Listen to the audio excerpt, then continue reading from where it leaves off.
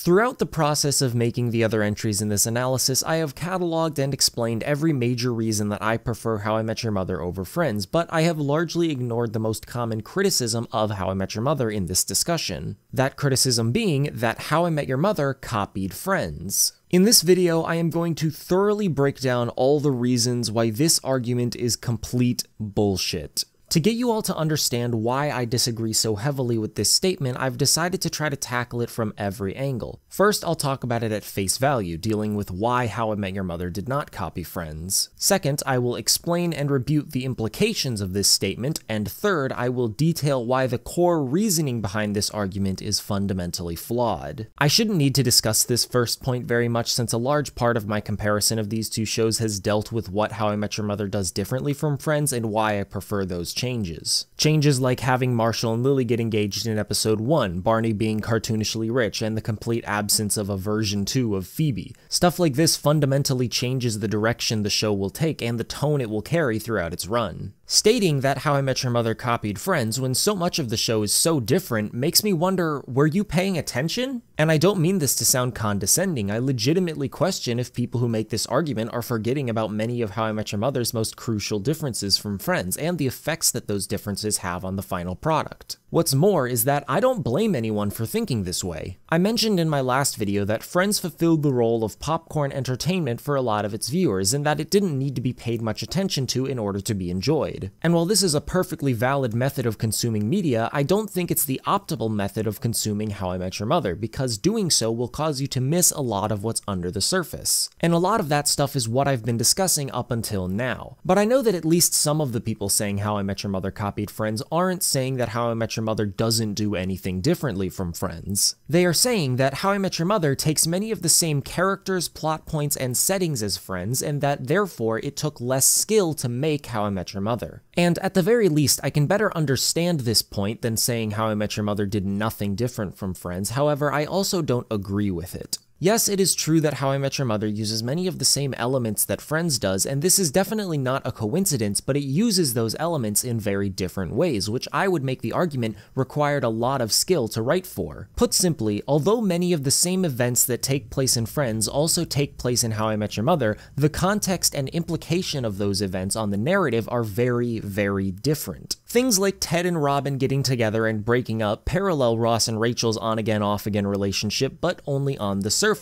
Ted and Robin's relationship largely goes off without a hitch until it becomes apparent that their life goals are completely in contrast. On the other hand, Friends shows us that Ross and Rachel are simply not compatible on a fundamental personality level. Rachel has no plans to move out of the country or even the city throughout the vast majority of the show, and so she and Ross could very feasibly maintain a steady relationship while they both pursue their individual dreams. But because Ross becomes too overbearing and possessive of Rachel, their relationship gradually goes downhill. Ted and Robin broke up out of circumstance, Ross and Rachel broke up out of incompatibility. And you might be thinking, whatever, they both accomplished the same thing. But because of the difference in methodology here, Ross and Rachel become extremely spiteful towards each other after their breakup, which forces the audience to decide who they think holds the moral victory, and thus which character to start disliking. This is not at all helped by the fact that a running joke is made of the "we were on a break" situation, which reminds the viewer of who they felt was in the wrong and that they are still hung up on it. Ted and Robin, on the other hand, become very good friends after their breakup, given there is a brief period of jealousy and awkwardness, but honestly, that just makes it seem more realistic. And it is due to this change that How I Met Your Mother can not only uphold the conceit of our 5 main characters as friends, but it can bring up the subplot of Ted having feelings for Robin in a way that is far more believable than Ross and Rachel's will they won't they waffling. The reason Ted was constantly hung up on Robin was not that he was being an idiot and couldn't see that they didn't make a good couple like Ross,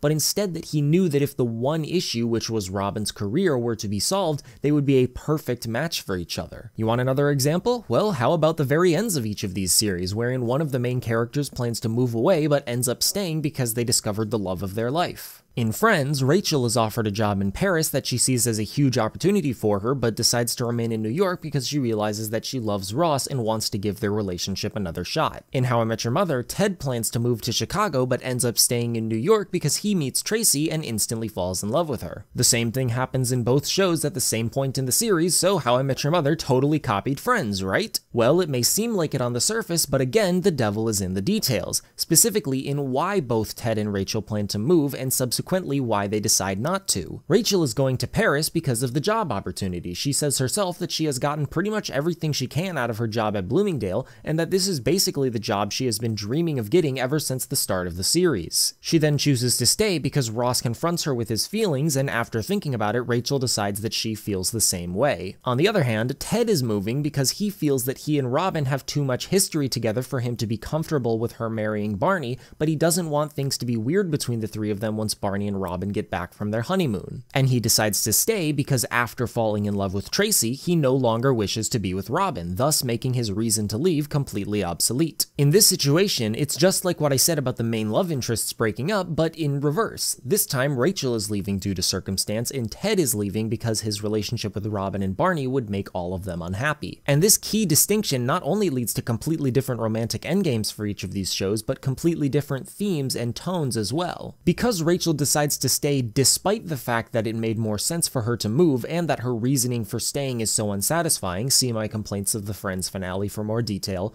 Rachel's conclusion can best be described as uncomfortable. Conversely, Ted stays because a new and promising opportunity for happiness is presented to him, and the audience knows for a fact that Tracy is the perfect match for Ted, rather than a ship that has already sunk multiple times. This makes How I Met Your Mother's ending far more satisfying and simply heartwarming. I mean, I shouldn't have to explain why it's better to actually feel confident that the main character is going to have a successful relationship after the series is over. The only instances wherein I think it's clear that How I Met Your Mother did something extremely similar to Friends and didn't change anything to make it feel distinct are either one-off or running jokes. Things like no one knowing what Chandler or Barney are doing for a living, the majority of the main group living right above the hangout spot, or the fact that they both take place in New York City. These kinds of things don't have major story ramifications, and in some cases, How I Met Your Mother is actually deliberately parodying Friends, like in how the same actor plays a character on both shows who gets dumped by Ross and Ted on her birthday, or when Barney says, "Hanging out at a coffee place, not nearly as much fun as hanging out at a bar."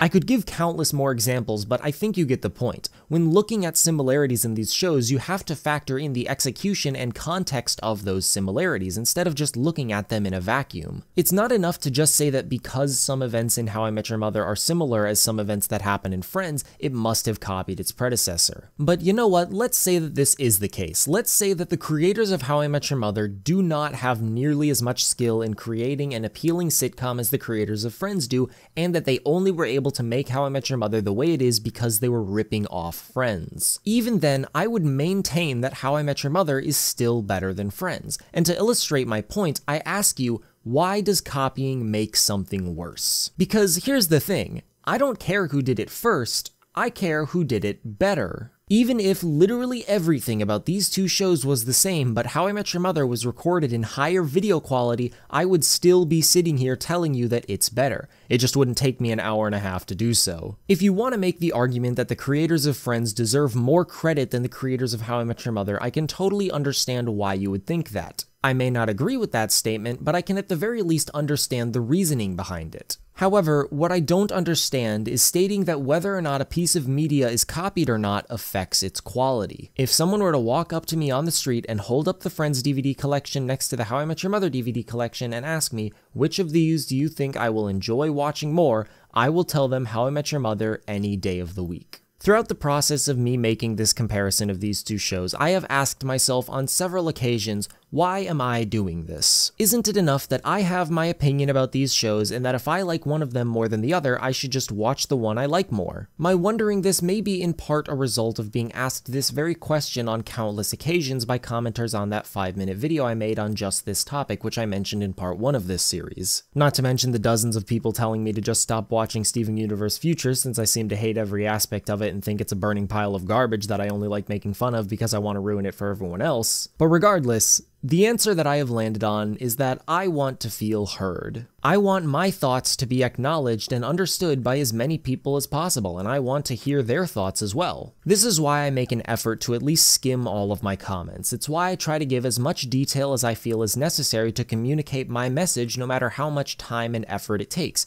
because I value being heard. And I know that other people feel the same way. Other people who are probably watching this video right now and thinking, finally, someone who understands me. Someone who has proven that I'm not the only one who thinks this way. Or better yet, this person has put words to an idea that I could not. That is why I do all of this. That's why this video series exists. That's why all the other videos on this channel exist, and it's why all future videos on this channel will exist. The only question I have left is, are you going to listen? I hope you enjoyed this video series. I had a lot of fun putting it together, and it makes me super happy to see that other people have enjoyed it just as much. I'd love to say stick around for more content like this, but honestly, I upload content about pretty much any media I consume, which means a lot of anime and cartoons, so if that's not really your thing, I'm at least glad that you were able to get something out of this series. To be honest, there are quite a few random little things I didn't touch on about each of these shows, which I could have filled an entire other video with, but I feel like I've made my overall point in a satisfying manner. Sorry if that disappoints you, feel free to blast me in the comments, but everything good has to come to an end, and I gotta move on to bigger and better things. And with that, I conclude why How I Met Your Mother is better than Friends.